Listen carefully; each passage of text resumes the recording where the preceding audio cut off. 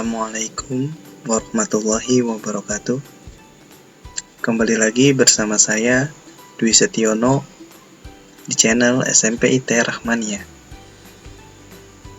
Baiklah anak-anakku yang ada di rumah, marilah kita mulai pembelajaran PJOK pada hari ini dengan membaca basmalah. Bismillahirrahmanirrahim. Pada kesempatan hari ini kita akan membahas kebugaran jasmani.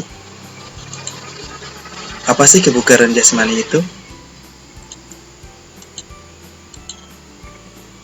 Kebugaran jasmani adalah kemampuan seseorang dalam melakukan aktivitas keseharian tanpa mengalami kelelahan yang berarti dan masih mempunyai cadangan sisa tenaga untuk melakukan aktivitas yang lain.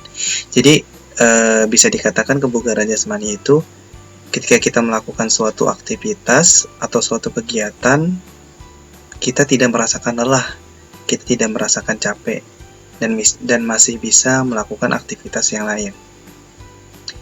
Jadi kalau misalnya kalian di ma'had, kalian berangkat ke sekolah, naik dari lantai 1 ke lantai 2 untuk belajar, ketika kalian sampai di kelas itu tidak merasakan capek, berarti kebugaran jasmani kalian itu sudah cukup baik. Ada 4 komponen yang menentukan kebugaran jasmani. Yang pertama itu daya tahan jantung, paru-paru, dan peredaran darah. Ini bisa dikatakan itu endurance. Yang kedua itu komposisi tubuh. Yang ketiga kekuatan dan daya tahan otot. Ini bisa kita sebut juga power. Yang keempat kelenturan sendi dan otot. Ini bisa kita sebut flexibility. Jadi 4 komponen tersebut itu menunjang atau menentukan kebugaran jasmani kita. Bagaimana sih cara meningkatkan kebugaran jasmani yang baik dan benar? Oke, kita lihat. Untuk meningkatkan daya tahan jantung, paru-paru, dan peredaran darah. Untuk meningkatkan endurance, kita lihat yang pertama adalah lari secara terus-menerus. Lari secara terus-menerus ini berguna untuk memperbaiki keadaan tetap atau keseimbangan antara pengeluaran tenaga, pengambilan zat asam selama latihan berlangsung. Lari secara terus-menerus ini itu bisa dikatakan itu lari maraton. Lari yang melakukan intensitas dalam waktu yang cukup lama. Yang kedua adalah lari dengan kecepatan dan jarak yang bervariasi. Ini bisa kita sebut juga lari sprint. Lari sprint 100 meter, 200 meter, atau lari sprint 400 meter. Gunanya apa? Gunanya untuk memperlancar atau memperbaiki ketahanan organ-organ tubuh dan bagian-bagian lain dari tubuh. Yang ketiga adalah lari fartlek. Lari ini adalah lari yang dilakukan dengan cara lari cepat, kemudian lari lambat, atau bisa aja dengan latihan naik turun tangga. Bergunanya untuk apa? Untuk membangun atau mengembalikan atau memelihara kondisi tubuh seseorang. Yang keempat ada lari di bukit. Lari di bukit ini adalah lari dengan trek yang menanjak. Gunanya untuk apa? Yaitu gunanya untuk mendapatkan otot-otot yang kuat. Jadi gunanya untuk melatih otot-otot kalian agar otot kalian lebih kuat, agar otot kalian lebih sehat. Ini contoh lari fartlek, yaitu lari cepat kemudian lari lambat. Dan ini gambar contoh lari di bukit, yaitu dengan lari yang menggunakan trek yang tinggi atau menanjak. Ini lari secara terus-menerus atau lari maraton bisa kita sebut juga. Dan ini lari dengan jarak tertentu, ya ini lari cepat. Dengan jarak tertentu yang dimaksud adalah jarak 150 meter, 100 meter, 200 meter, dan 400 meter.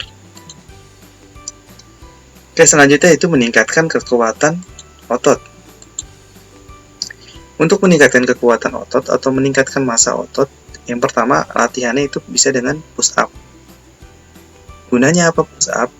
Gunanya untuk melatih kekuatan otot lengan dan bahu. Lanjut yang kedua ada sit up. Sit up gunanya apa ya? kita melakukan latihan sit up, yaitu untuk melatih kekuatan otot perut. Yang ketiga ada back up. Gunanya apa? Gunanya untuk melatih kekuatan otot punggung dan otot perut. Yang keempat atau yang terakhir ada squat jump, atau bisa disebut juga bending, dengan tujuan untuk melatih otot tungkai dan otot pinggul. Jadi 4 komponen latihan ini itu untuk meningkatkan massa otot atau meningkatkan kekuatan otot, terutama di otot lengan, bahu itu dengan push up. Kalau untuk melatih otot perut itu dengan sit up. Kalau untuk melatih otot punggung dengan back up. Kalau melatih otot tungkai dan otot pinggul itu dengan squat jump atau bending. Ini contoh gambar seseorang melakukan push up. Jadi untuk melatih otot lengan dan bahu di sini. Ini posisi sit up untuk melatih otot bagian perut. Yang ini back up untuk melatih otot punggung sini, otot punggung kalian. Yang terakhir ada squat jump untuk melatih otot tungkai kalian. Selanjutnya itu meningkatkan daya kelenturan atau flexibility. Yang pertama adalah latihan kelenturan dinamis. Latihan ini merupakan pola pergerakan ayunan dari putaran sederhana. Jadi latihan kelenturan dinamis ini bisa kita coba, bisa kita latih dengan pemanasan, stretching dinamis, stretching yang bergerak. Yang kedua adalah latihan kelenturan statis. Latihan kelenturan statis juga sama, itu latihan yang dilakukan dengan secara diam di tempat dengan pemanasan. Yang pertama itu bisa dimulai dari latihan kelenturan statis di leher, terus lanjut ke jari dan pergelangan tangan, lanjut kelenturan tekuk siku, lanjut lagi kelenturan statis bahu, lanjut lagi kelenturan statis batang tubuh, lanjut lagi kelenturan statis tungkai atau punggung, yang terakhir kelenturan statis punggung.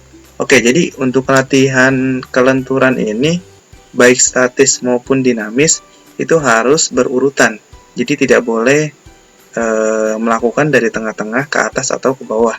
Jadi yang pertama kita harus melakukannya dari atas dulu.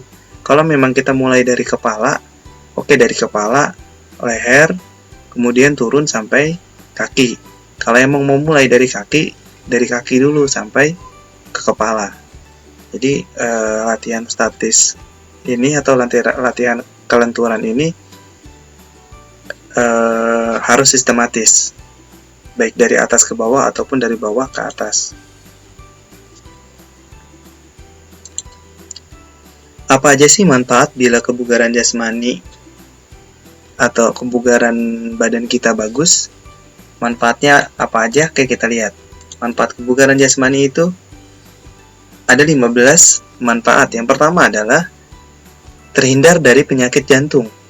Otomatis ketika orang yang mempunyai kebugaran jasmani yang baik, itu akan terhindar dari penyakit jantung.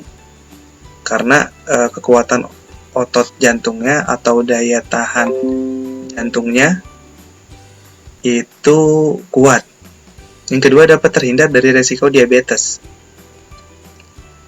Yang ketiga, terhindar dari hipertensi. Yang keempat, menurunkan kolesterol jahat dalam tubuh. Yang kelima, terhindar dari resiko kanker. Yang keenam, terhindar dari osteoporosis atau pengeroposan tulang. Yang ketujuh, meningkatkan mood, suasana hati. Jadi bagi kalian yang di rumah atau dalam kondisi sekarang ini yang belajar di rumah, jadi untuk menaikkan mood kalian atau meningkatkan mood kalian, cobalah berolahraga di rumah dengan latihan seperti push up, sit up, back up, atau squat jump. Itu bisa kalian lakukan di rumah. Yang ke-8, dapat meningkatkan energi. Sudah pasti ketika orang mempunyai kebugaran jasmani yang bagus, energinya pun banyak. Yang ke-9, mencegah insomnia.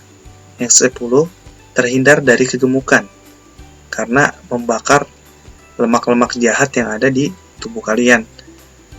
Yang ke-11, meningkatkan kecerdasan otak. 12, mencegah penuaan dini. 13, mengatasi depresi. 14, terhindar dari kelelahan. 15, meningkatkan kesehatan tubuh.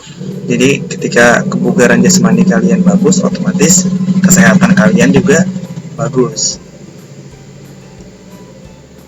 Oke, cukup sekian materi pada pertemuan ini. Marilah kita tutup dengan membaca hamdalah. Alhamdulillahirabbil alamin. Terima kasih atas waktunya. Kurang lebihnya mohon maaf. Wassalamualaikum warahmatullahi wabarakatuh.